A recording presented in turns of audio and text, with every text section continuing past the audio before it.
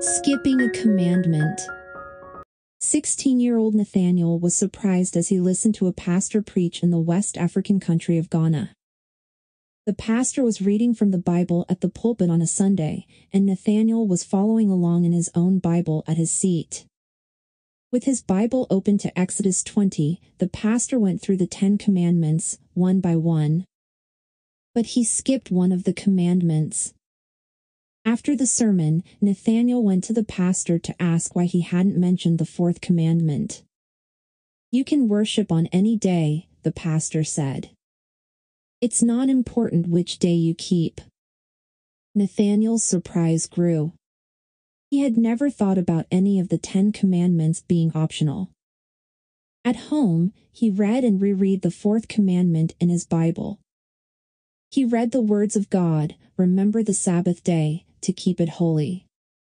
6 days you shall labor and do all your work, but the 7th day is the Sabbath of the Lord your God. In it you shall do no work, you, nor your son, nor your daughter, nor your male servant, nor your female servant, nor your cattle, nor your stranger who is within your gates. For in 6 days the Lord made the heavens and the earth, the sea, and all that is in them, and rested the 7th day. Therefore the Lord blessed the Sabbath day and hallowed it." He had gone to the Sunday church at the invitation of a friend. The next Sunday, he went to the pastor of his own church to ask about the 4th commandment. His pastor said the same thing as the other pastor. "You can worship on any day," the pastor said. Nathaniel began to study the Bible in earnest. Where did the Bible say he could worship on any day? He prayed to God to reveal the truth to him. He found an answer in James 2:10, which says, "For whoever shall keep the whole law, and yet stumble in one point, he is guilty of all."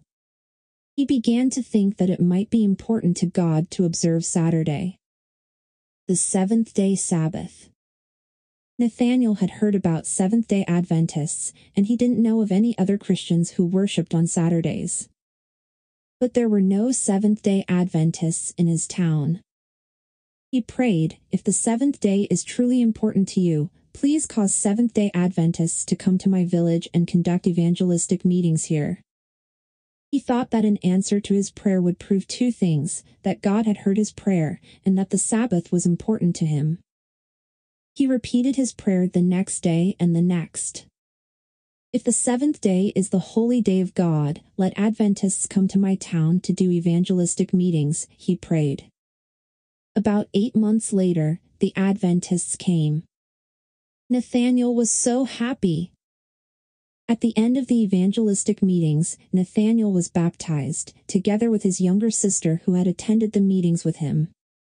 In all, 50 people were baptized, and a Seventh-day Adventist church opened in the town.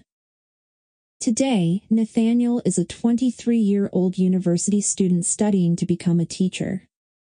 "God answered my prayers," he says. "Before the Adventists arrived in my town, they had already won a soul." Part of your 13th Sabbath offering this quarter will help expand Seventh-day Adventist education in Ghana. The funds will go toward the construction of new classrooms and dormitories at the Nursing and Midwifery Training College, which opened with 22 students in 2015 and now has 770 students. Demand is high, and the school lacks the capacity to admit additional students. This is a real mission school, where only 30% of the students are Adventists.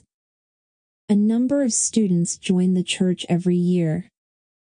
Thank you for considering a generous 13th Sabbath offering on December 30th.